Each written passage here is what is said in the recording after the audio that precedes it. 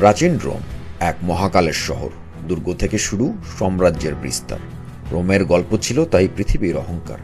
কলোসিয়ামের গর্জন, গ্লাডিয়েটরের লড়াই, প্যান্থিয়নের গম্বুজে ইতিহাসের ছাপ, প্রাচীন সভ্যতার এক অনন্য মেলাপ।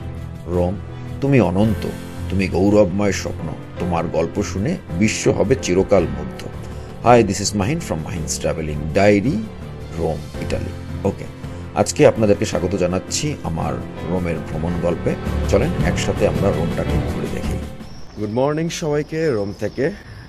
এখন আমরা যাচ্ছি মেট্রো স্টেশনে ডেইলি পাস কেনার জন্য। ডেইলি পাস কিনে আজকে সারাদিন আমরা রোমটা এক্সপ্লোর করব, ঘুরবো। হোপফুলি সব কিছু ভালো হবে। সামনে যাওয়ার পথে যদি কোনো বেকারি পাই, ওখান থেকে আমরা সকালের ব্রেকফাস্টটা সেরে নেব। কারণ যেহেতু সারাদিন আমাদের অনেক হাঁটাহাঁটি আছে, দৌড়াদৌড়ি আছে, তো আমরা ওইভাবে বসে খাওয়ার মতো আমাদের কোনো সময় সুযোগ কোনোটাই হবে না। তা হোপফুলি একটা ভালো ভিডিও হবে। Let's go. আজকে সকালের ওয়েদারটা খুবই চমৎকার, সুন্দর সানি ডে, মিষ্টি মিষ্টি একটা রোদ, একটু ঠান্ডা আছে। আর ইটালির রাস্তায় প্রথম হাঁটছি, অনেক পুরনো বাড়িঘর, রাস্তাগুলো খুবই চাপা।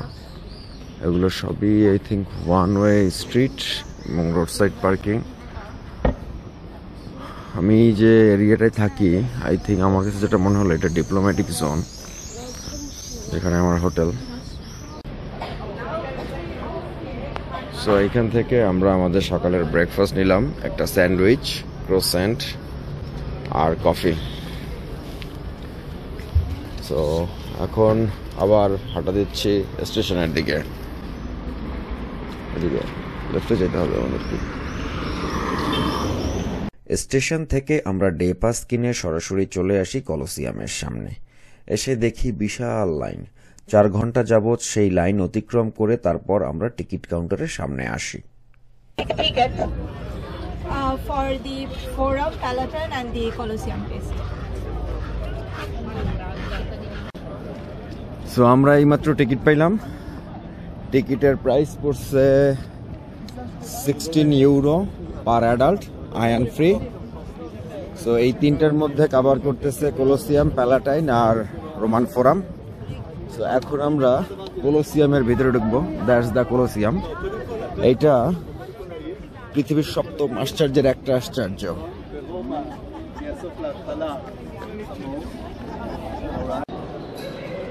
সব সিকিউরিটি শেষ করে 4 ঘন্টা অপেক্ষা করে লাইনে ছিলাম, 4 ঘন্টা। এই আমরা এখন কলোসিয়ামের ভিতরে ঢুকলাম।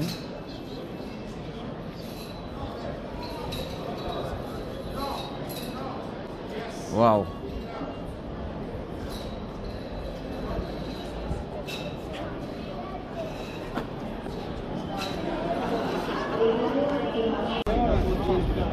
এটার উপরে একটা প্ল্যাটফর্ম ছিল, এই যে এরকম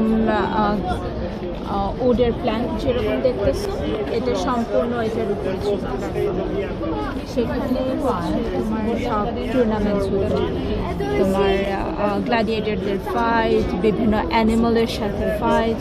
সো এখন যেটা দেখতেছো এগুলোতে, এটা হলো গিয়ে তোমার আন্ডার প্যাসেজ, ওই প্ল্যাটফর্মের নিচে এটা ছিল, যেখানে বিভিন্ন গ্ল্যাডিয়েটরদেরকে তোমার ক্যাপচার করে রাখতো। ওরা ওই জায়গায় হলো তোমার বন্দী ছিল।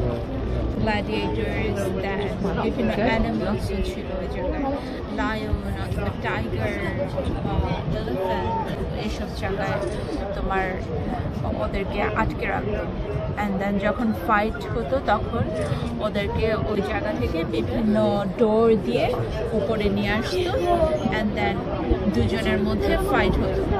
That was their entertainment. Colosseum, যা ফ্ল্যাবিয়ান অ্যাম্ফিথিয়েটার নামে পরিচিত, এর অবস্থান রোম, ইটালিতে। এটি রোমান সাম্রাজ্যের অন্যতম প্রতীক। কলোসিয়ামের নির্মাণ শুরু হয় খ্রিস্টপূর্ব 70 থেকে 72 সালে সম্রাট ভেসপেসিয়ানের শাসনকালে এবং সমাপ্ত হয় 80 খ্রিস্টাব্দে সম্রাট টাইটাসের সময়। পরে ডোমিশিয়ান এই কলোসিয়ামের সংস্কার করেন। কলোসিয়ামে প্রায় 50,000 থেকে 80,000 দর্শকের ধারণ ক্ষমতা। এটি গ্ল্যাডিয়েটরের লড়াই, বন্য পশুর শিকার এবং বিভিন্ন উৎসবের জন্য এটি ব্যবহৃত হতো। প্রাচীন রোম সংস্কৃতি এবং বিনোদনের এক অনন্য উদাহরণ এই স্থাপত্য।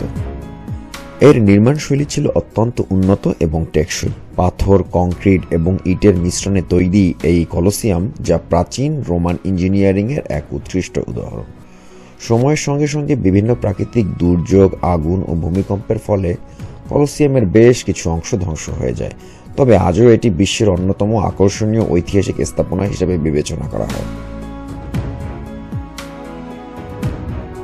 রোমান ফোরাম রোম শহরের কেন্দ্রে অবস্থিত একটি আয়তাকার ফোরাম বা প্লাজা, যার চারিদিকে প্রাচীন রোমের অনেক সরকারি স্থাপত্যের ধ্বংসাবশেষ রয়েছে।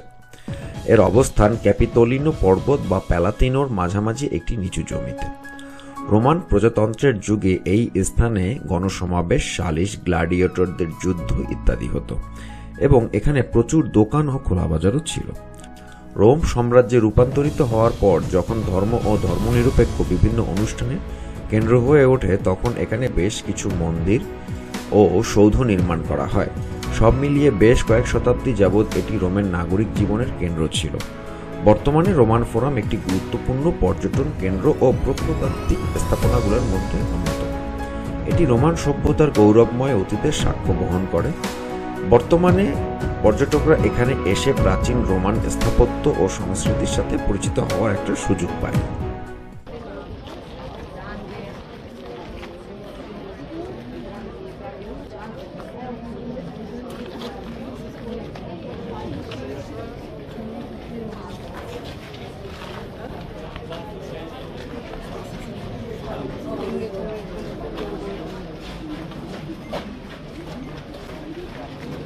এখানে জুলিয়াস সিজারকে কবর দেওয়া হয়েছিল। রোমান ফোরাম থেকে আমরা হাঁটতে হাঁটতে চলে এসেছি মূল রাস্তায়। এসে দেখি একজন রাস্তার পাশে বসে পেইন্টিং করছে। কিছুক্ষণ দাঁড়িয়ে তার পেইন্টিং দেখছিলাম। যেহেতু লাঞ্চের টাইম হয়ে গিয়েছে, তাই লাঞ্চ করার জন্য আমরা রওনা দিলাম একটা পিজা শপের দিকে। রাস্তা দিয়ে যাওয়ার পথে দেখা পেলাম ক্যাপিটোলাইন হিলের। এখানে কিন্তু একটা মিউজিয়ামও আছে, চাইলে আপনারা দেখে নিতে পারেন। হাঁটতে হাঁটতে পরে আমরা চলে আসলাম আমাদের খাবারের দোকানের সামনে। দোকানটা ছোট, কিন্তু পিৎজাগুলো ছিল অনেক মজার। আমরা বেশ কয়েক ধরনের পিৎজা অর্ডার করেছিলাম। ও ভালো কথা, এখানে কিন্তু পিৎজা বিক্রি হয় ওয়েট হিসেবে। সো আমরা ইতালির রোমের ফার্স্ট জেলাটো ট্রাই করলাম। এটা ট্রাই করলাম হচ্ছে জেলাটেরিয়া অ্যান্ড পেস্টিসেরিয়া আর্টিজিয়ানালি থেকে। এখান থেকে আমরা 3টা ফ্লেভার নিয়েছি, লেমন, ক্রিম অ্যান্ড আরেকটা কি ফ্লেভার নিলাম আয়া? সিসিলিয়ানো।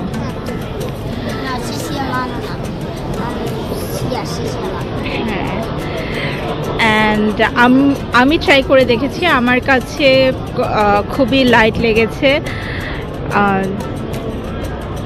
ভেনিসের অন্য আরেকটা জেলাটো ট্রাই করেছিলাম গ্রোম, সেখানের চাইতে এই জেলাটোটা বেটার গ্রোমের চাইতে। যেটা আমরা স্টেশনে ট্রাই করেছিলাম সেটার চাইতে এটা বেটার টেস্টটা।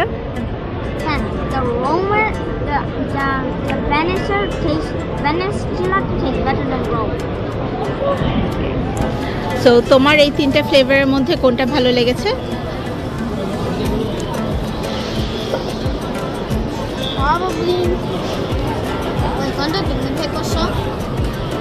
আমার সিসিলিয়ানো, the one with the nuts.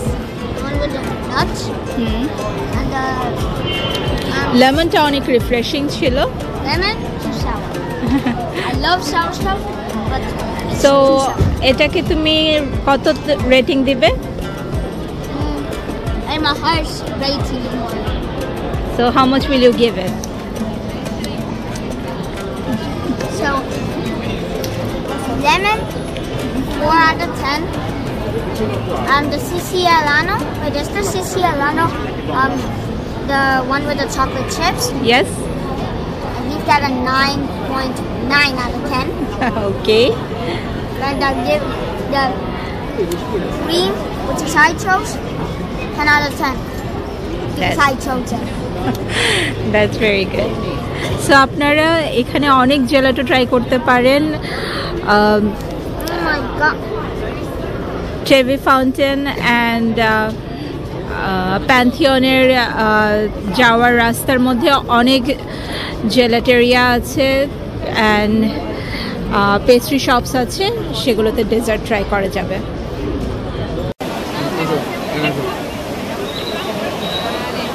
Famous ট্রেভি ফাউন্টেনের সামনে জানি না কথা শোনা যাচ্ছে কিনা, কারণ অনেক অনেক ভিড়, মানুষের উপচে পড়ো ভিড় যাকে বলে। পুরো জায়গা মানুষে ভর্তি। সুন্দর করে ছবি তোলার বা দেখার কোনো উপায় নাই।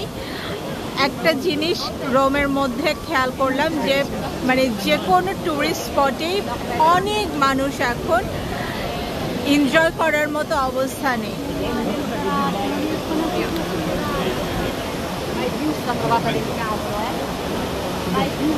কিন্তু সামনের ফাউন্টেনের সুন্দর ক্লিয়ার ওয়াটার এবং সূর্যের আলোতে খুবই সুন্দর লাগছে।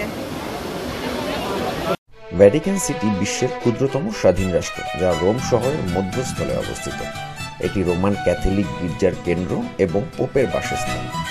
1929 সালে ল্যাটেরান চুক্তির মাধ্যমে ভ্যাটিকান সিটি একটি স্বাধীন রাষ্ট্রে পরিণত হয়। এটি পোপের শাসনের অধীনস্থ। ভ্যাটিকান সিটি তার ধর্মীয় এবং সাংস্কৃতিক ঐতিহ্যের জন্য বিশ্বজুড়ে পরিচিত। ভ্যাটিকান সিটি থেকে একটু হাঁটলেই আপনি পেয়ে যাবেন ক্যাসেল সেন্ট অ্যাংলো। আমরা এখানে অল্প কিছুক্ষণ ছিলাম। পিয়াজ্জা নাভোনা ছিল সামাজিক ও ধর্মীয় কার্যক্রমের কেন্দ্র। এখানে বিভিন্ন উৎসব, মেলা এবং নাটকের প্রদর্শনী অনুষ্ঠিত হতো। এটি রোমান জনজীবনের একটি গুরুত্বপূর্ণ অংশ ছিল। বর্তমানে পিয়াজ্জা নাভোনা একটি জনপ্রিয় পর্যটন কেন্দ্র, যার চারপাশে ক্যাফে, রেস্তোরাঁ এবং ছোট দোকান রয়েছে। পর্যটকরা এখানে এসে বারোক শিল্পকলা ও স্থাপত্য উপভোগ করেন।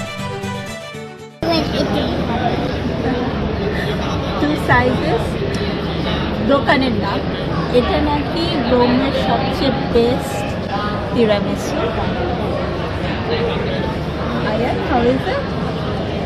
Didn't even try it, I just tried the top. ওদের দুটো সাইজ আছে, small size and large size. সেই হিসেবেই দোকানের নাম রেখে দিয়েছে 2 সাইজ, সিম্পল। অ্যান্ড তিরামিসুটা এরকম ছোট কাপে দেওয়া হচ্ছে, বিশাল বড় line. But it's very quick. এখন একদম লাইন টাইম, তারপরেও এত বড় লাইন। ইটালির সবচেয়ে বেস্ট জেলাটো ফ্রিজিটেরিয়াম থেকে আমরা এখন জেলাটো ট্রাই করছি। এখান থেকেও আমরা 2টা ফ্লেভার নিয়েছি এবং টোটালি ডিফারেন্ট 2টা ফ্লেভার, মানে একটা ম্যাঙ্গো আর একটা হচ্ছে সল্টেড ক্যারামেল। বাট দুজন 2টা ট্রাই করব, সো এর জন্য একসাথেই নেওয়া হয়েছে এবং দুটোই খুবই খুবই মজা। 2 flavors. রোমে এসে ডেফিনেটলি ফ্রিজিডেরিয়াম সবার ট্রাই করা উচিত।